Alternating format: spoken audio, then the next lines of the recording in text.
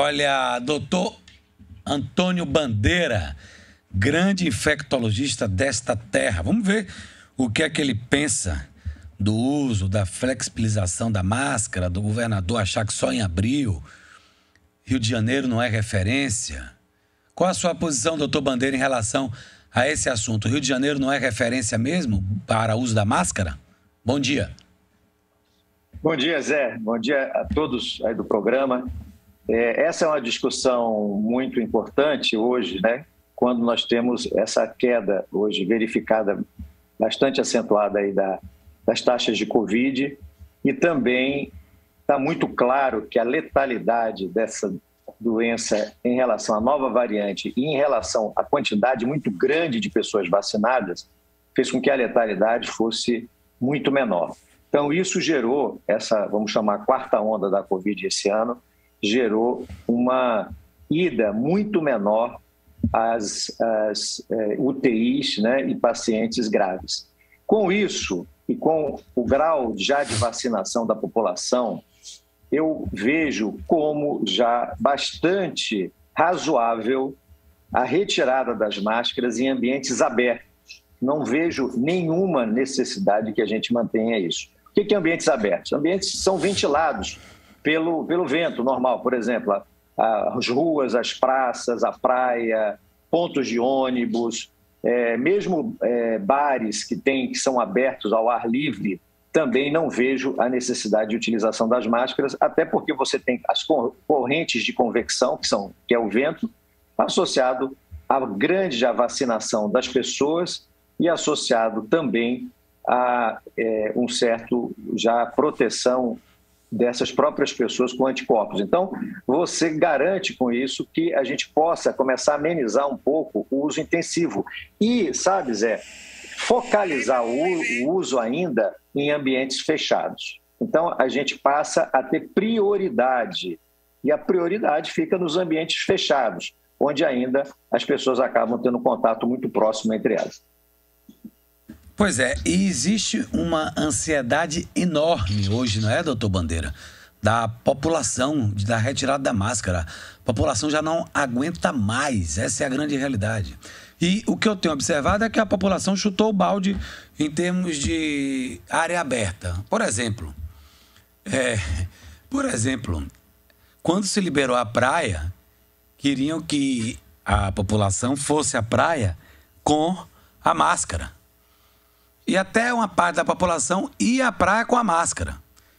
O Porto da Barra era fiscalizado com aqueles portais, né? De entrada, saída, o uso da máscara. Hoje em dia parece que foi para o terra isso aí, né? Exato. É muito claro, eu acho que quando as evidências elas se tornam reais, as próprias pessoas percebem, sabe, Zé, que não tem como manter, às vezes, o uso de forma tão intensiva como foi necessário no início da pandemia. Hoje, nós estamos em 2022, não estamos em 2020. Muita coisa mudou de lá para cá. Primeiro, muitas pessoas contraíram a Covid e têm anticorpos para a Covid, de alguma forma. 2, a taxa de vacinação foi já muito alta. A própria presença de vacinas que não existia em 2020, não só nós já temos mais de um ano de vacinação, como uma taxa também acentuada. Terceiro ponto, as pessoas hoje passaram a ver que a importância maior da contaminação é quando você tem um contato próximo. O que é o contato próximo, Zé? É um contato onde as pessoas estão sem máscara a menos de 1 metro e uma está falando com a outra. Se eu estiver, por exemplo, de costas para uma pessoa, mesmo que eu esteja a 1 metro, mas eu estou de costas, eu não vou transmitir, porque eu não estou direcionando o meu fluxo de gotículas para aquela pessoa. Então, não há como transmitir. Então, hoje está muito claro que a gente tem que passar a ter racionalidade nas ações, senão a própria população percebe e o conhecimento científico ele vai sendo divulgado por várias formas, as pessoas vão falando, como aqui nesse programa eu estou aqui participando e outros vão participando, então as pessoas vão entendendo que aquela obrigatoriedade, aquela situação, ela não é plausível. Então as próprias pessoas acabam não aderindo. E isso é muito ruim, sabe, Zé? Por quê? Não aderem, quando você deixa de confiar numa norma e não adere mais a ela, você não adere a ela de forma geral. Então, as pessoas podem, a gente perder as pessoas, a elas terem esse cuidado de ambientes fechados, onde você vai ter um contato mais próximo, onde você vai ter um contato a menos de 1 metro de distância e que é efetivamente o contato mais de risco, elas abandonarem esse uso da máscara, entendeu? Então, é muito mais racional você propor medidas que vão flexibilizando aos poucos, na medida em que as evidências apontam para isso. Não há necessidade nenhuma de, em ambientes abertos, você circular na rua, andar nas ruas, nas praças, nos passeios públicos, esperando um ônibus num ponto de ônibus. Você está utilizando máscara mais, não há sentido. Agora, há sentidos quando você vai encontrar uma pessoa e vai conversar com ela. Aí é prudente, tá certo? Que ainda se use.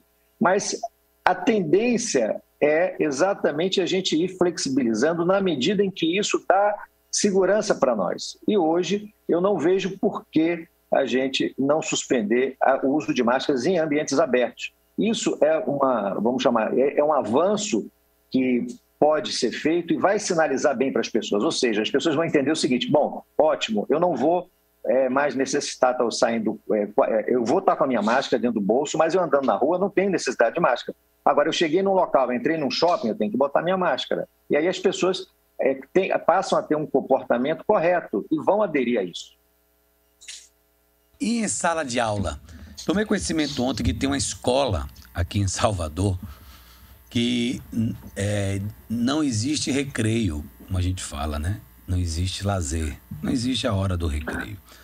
É tipo o seguinte, para não misturar uma turma com a outra, turma A não vai para a turma B não vai para a turma C, ou seja, bate o recreio, fica todo mundo na sala de aula.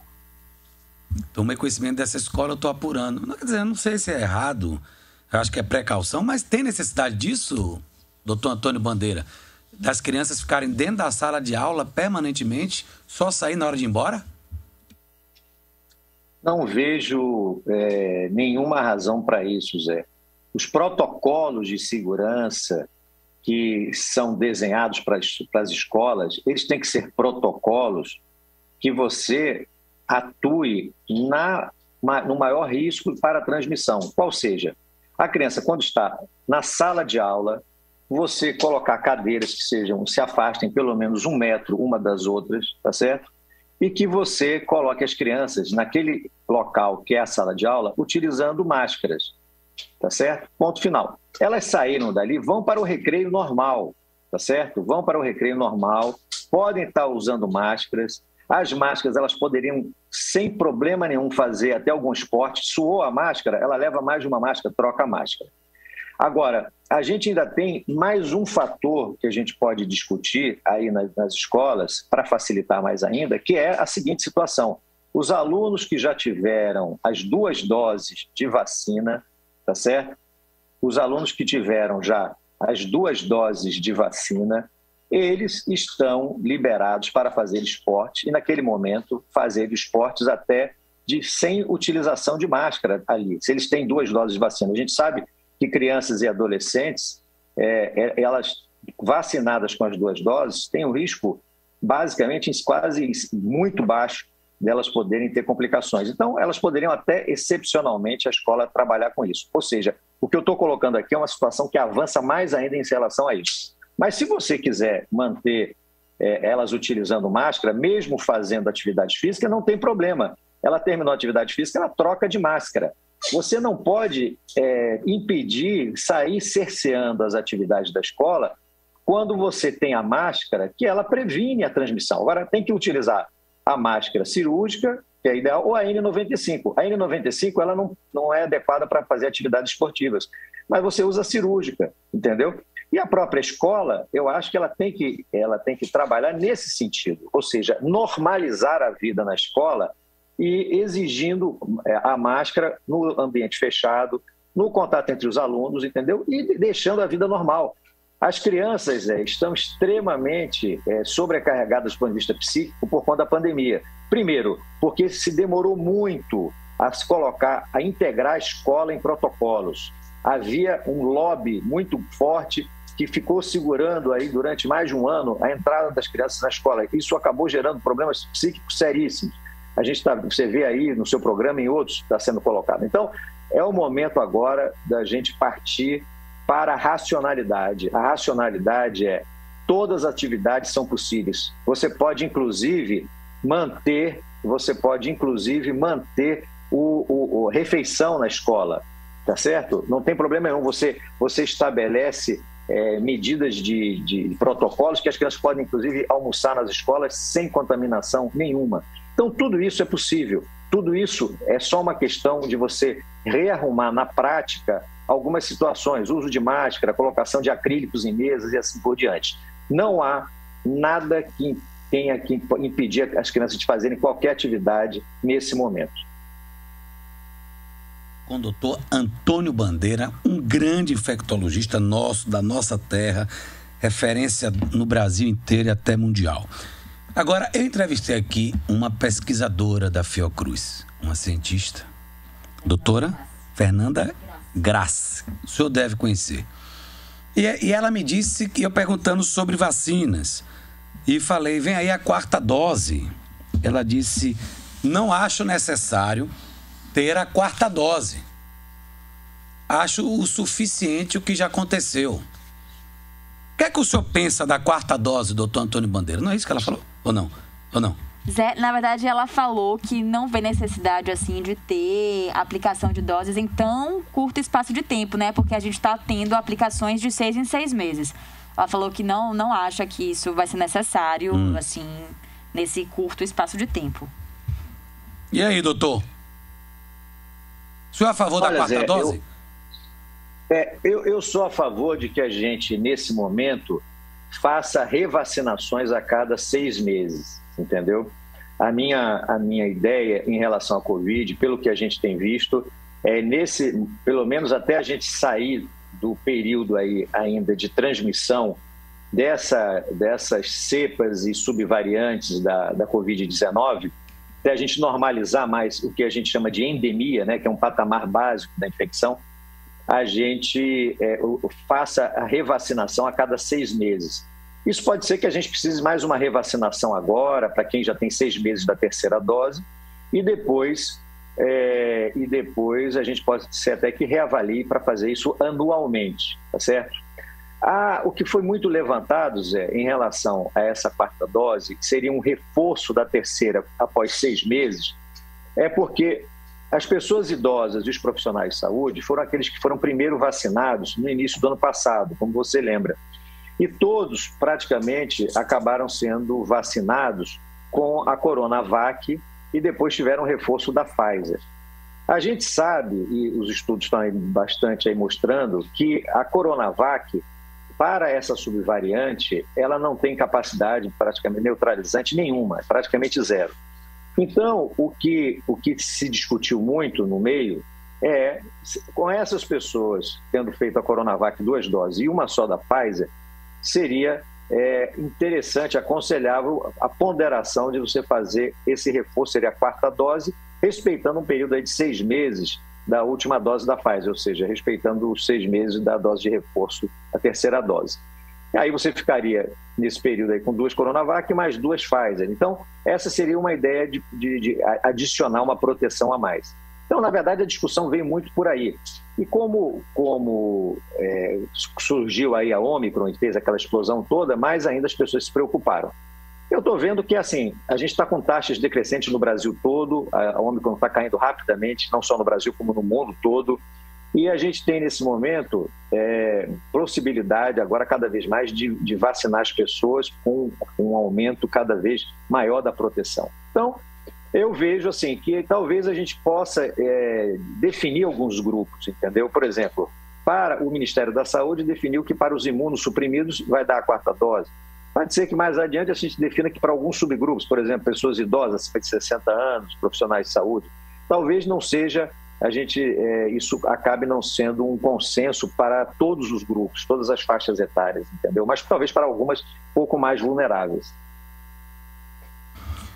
Na sua avaliação, O governador Rui Costa acha que em abril vai pensar em flexibilizar máscara. Na sua avaliação, quando é que já pode tirar a máscara? Hoje? Lara Ketts quer saber. Como eu falei para você, hoje eu defendo que a gente retire completamente para ambientes abertos. Completamente. Eu acredito, a gente está em março, né? Eu acredito que é muito possível que em abril a gente possa tirar as máscaras também nos ambientes fechados.